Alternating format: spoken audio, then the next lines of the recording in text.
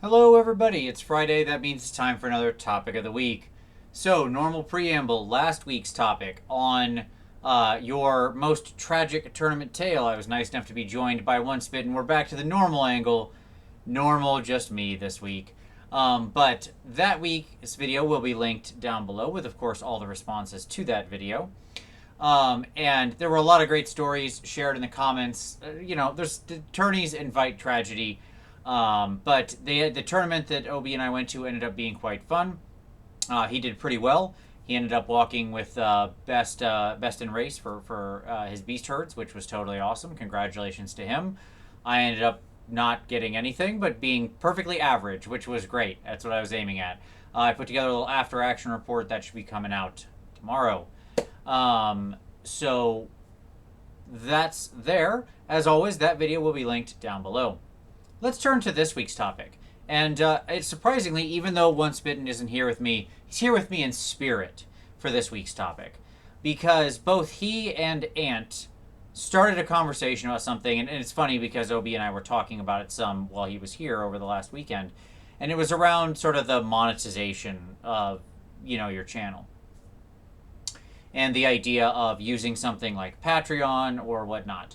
One of the things that OB mentioned on his channel was that James Chyhammer is currently trying to go to ETC, which is in Greece, and he's sort of, he started like a GoFundMe for people who support him and support his channel to, throw a couple bucks at him and help get him over the vast ocean and over to Greece to compete, which is very cool. If you watch Chyhammer, as OB did, if you watch Chyhammer regularly and you've got a couple bucks to spare, I would recommend the same thing. Go check out his GoFundMe, and it's a worthwhile expenditure of your money to support a guy who really does work at providing a lot of great content. So that's what I wanted to talk about this week. Obi put out sort of a philosophical ramblings. I know he's going to start up a Patreon soon, or at least he said so on Twitter. So I'm sure we'll see a video about that. And what I wanted, but there's been a couple people in the community who've started a Patreon. So recently, Ben Kometz, who's a unbelievably talented painter, started up a Patreon, and it's got a very interesting spread up to the point where you can support him at a rather high level per month. But he'll actually like Skype with you and walk you through painting, which I thought was pretty cool. He is a full-time miniature painter. That is what he does for a living. He basically makes money through commissions and doing box art and stuff like that for companies. So, and I think someone at his level, his Patreon has been quite successful. If you've watched Ben Kometz and you're interested, I would, in that kind of instructional videos and tutorials from someone who truly is a master, he's a worthwhile guy to check out. But there were a couple interesting points raised in this discussion. And in this case, I'll actually pre-link a response video since OB was nice enough to inspire me to do this. I'll link his video as well as Ants, who already made a response, down below. I'll pre-link their responses.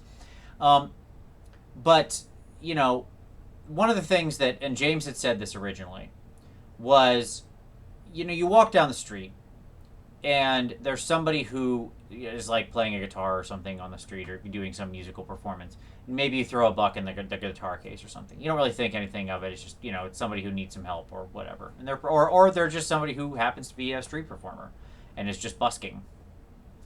I've long wanted to work the word busking into a video, and I'm happy to have done it. It's been a long road, but there you go. The point of the channel has been fulfilled. And why would you not maybe do the same thing? Not to every content provider, but to sort of your top couple content providers, whoever you watch regularly every month. People who provide you with hours and hours of regular entertainment, who put effort and work into making videos. Why would they not be worth $1 a month or something like that? So I thought that was a really interesting point James made. As has been pointed out, we are all, even the Godfather himself, a niche within a niche within YouTube. We are all a rounding error to successful channels. Okay, like the number of views that any of us get.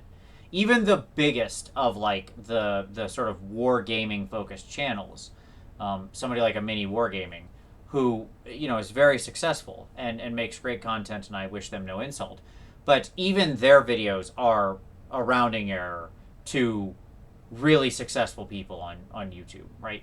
People who count their views in millions, tens of millions, hundreds of millions, right? Let's not even talk about the people who crack a billion with their top tier content. Um, so, and those are people who clearly, there's a lot of people out there who do reach into that million range, who can successfully monetize it. But you'll notice they still often have other means through, Patreon, direct support, other endeavors, Bandcamp setups, whatever it happens to be.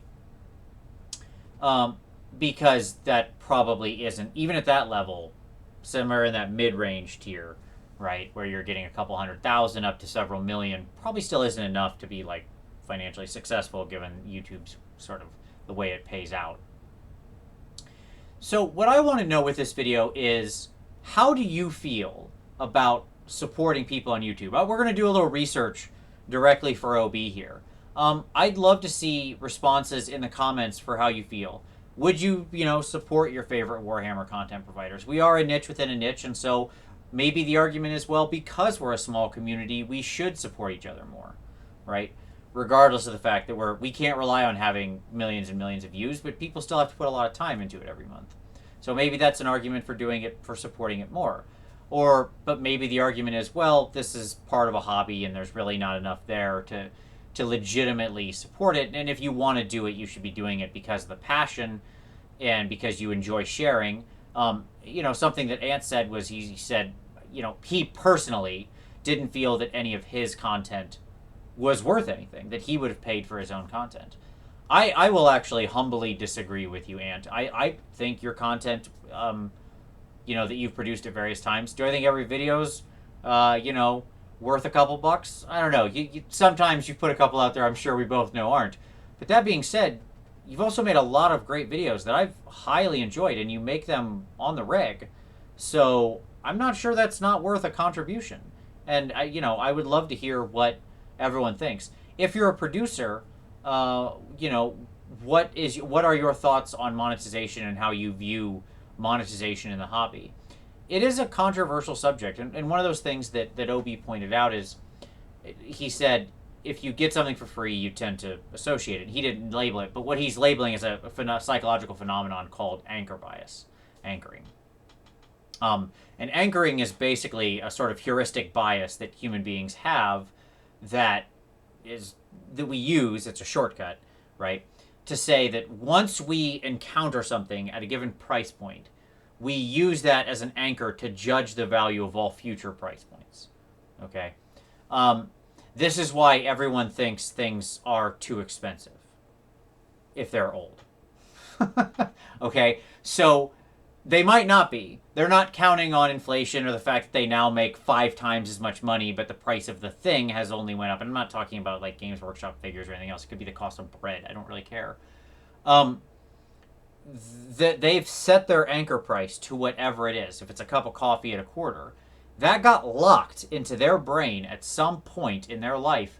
And now, regardless of the externalities that change around them, that anchor price remains truth.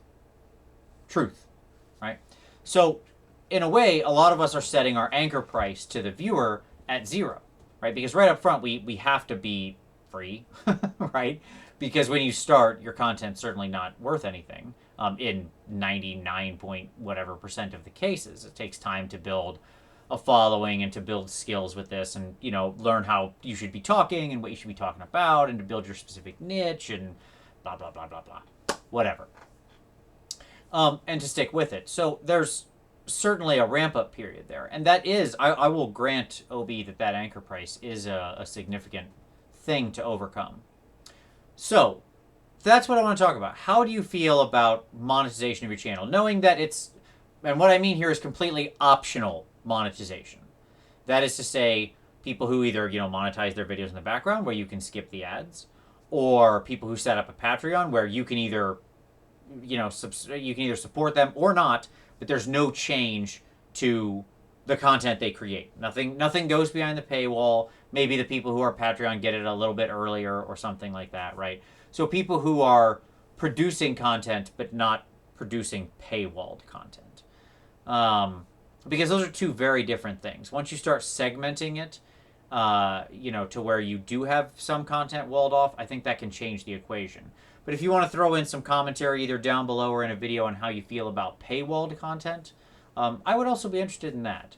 I think it's an interesting subject to talk about because certainly everybody who's putting in, there's an old adage in sort of business and common sense, I suppose, never give away anything for free that you can charge for. Okay, that's a bit cold. I don't know if it's necessarily true, but it's probably good business sense in the simplest, terms. So the question is what the YouTube producers, and I'm not talking about me specifically, just whatever, you pick your favorite content producer, right?